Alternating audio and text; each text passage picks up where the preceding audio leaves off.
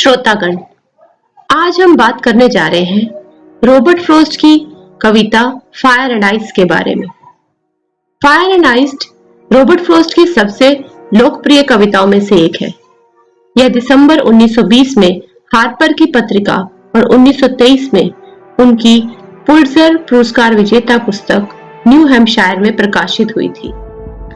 Robert Frost की कविता fire and ice गहरा विचार व्यक्त करती है कि दुनिया दो तरह से खत्म हो सकती है, या तो बर्फ से या आग से। इन दोनों घटकों की तुलना आत्म विनाशकारी मानवीय भावनाओं से की जाती है, घृणा और इच्छा। कविता बहुत ही कलात्मक रूप से उस दर्शन को रेखांकित करती है जिसे हम अपनी भावनाओं पर नियंत्रण रखने देते हैं, और यदि हम उन्हें नियंत्रित नहीं करते तो वे निश्चित रूप से हमारे चारों ओर सब कुछ नष्ट कर देती है। इसी तरह से कवि सोचता है कि आग और बर्फ दोनों ही दुनिया को एक विनाशकारी अंत लाने में सक्षम है। Some say the world will end in fire. Some say in ice. From what I have tasted of desire, I hold with those who favor fire. कविता में एक समूह का मत है कि किसी दिन पृथ्वी की कोर इतनी गर्म हो जाएगी कि इससे पृथ्वी की सतह नष्ट हो जाएगी। दूसरी ओर दूसरे समूह का कहना है कि यदि तापमान एक हद तक नीचे चला जाता है तो पृथ्वी पर जीवन असंभव हो जाता है, तो इसका बहुत ही अधिक भयानक प्रभाव होगा। कवि तब मानवीय भावनाओं की विनाशकारी विशेषताओं के साथ आग और बर्फ की तुलना करता है। वो है इच्छा और घृणा। वह कहता है कि उग्र इच्छाओं के बारे में जिसे वह जानता है, जिसे उसने एक्सपीरियंस किया है, उससे वह उन लोगों का पक्ष लेगा जो कहते हैं कि यह आग होगी जो दुनिया का अंत करती है। ऐसा कहकर वह इस विचार के बारे में लाता है कि मनुष्य अपनी भावनाओं को उन पर शासन करने देता है और असंबद्ध लालसा का परिणाम अराजकता है। But if it had to perish twice, I think I know enough of hate to say that for destruction ice is also great and would suffice.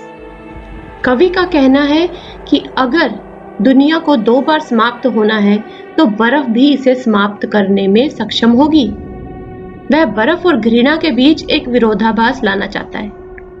असंवेदनशीलता और घृणा की मानवीय क्षमता में आंतरिक विनाश की क्षमता है। हालांकि यह धीमे और स्थिर होती है, परंतु फिर भी यह इस दुनिया को समाप्त कर सकती है।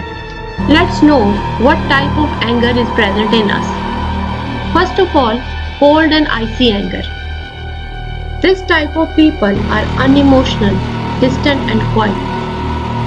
They are quiet, but they have revenge inside their heart. These zodiac signs, Capricorn, Aquarius, Libra and Virgo. Such type of anger is present in these people. The second one is fiery and loud anger.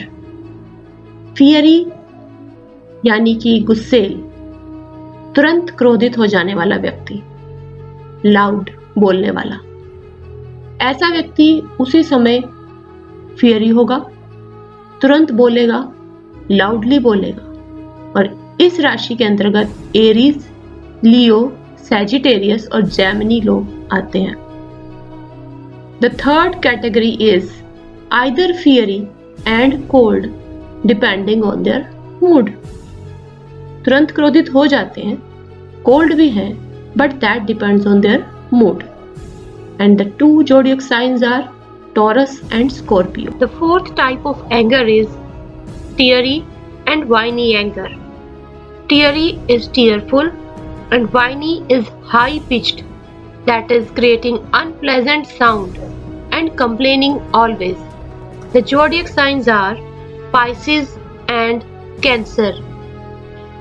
यह सही है कि क्रोध मनुष्य का सबसे बड़ा शत्रु है। यह कहना भी सही होगा कि क्रोध उसे नरक के रास्ते पर ले जाता है। यह उसे बर्बाद कर देता है और उसे अच्छे बुरे का पता भी नहीं चलने देता, जिससे उस मनुष्य का नुकसान हो जाता है। कई महान महाराज या मुनि ने कहा है कि क्रोध मनुष्य का प्रथम शत्रु होता है। क्रोधी व्यक्ति आवेश में दूसरे का इतना बुरा नहीं जितना स्वयं का करता है। क्रोध व्यक्ति की बुद्धि को समाप्त करके मन को काला बना देता है। क्रोध में व्यक्ति की आंखें तो बंद हो जाती हैं और मुंह खुल जाता है और उसे पता ही नहीं चलता कि वह सामने वाले के साथ क्या व्यवहार कर रहा है, और जिस कारण उसके अपने भी पराये हो जाते हैं और वह समाज से एक तरह से कट जाता है। इसलिए कहा गया है कि इंसान को कभी क्रोध नहीं करना चाहिए। मन को शांत रख के सामने वाले के प्रश्नों के उत्तर देने चाहिए। धन्यवाद।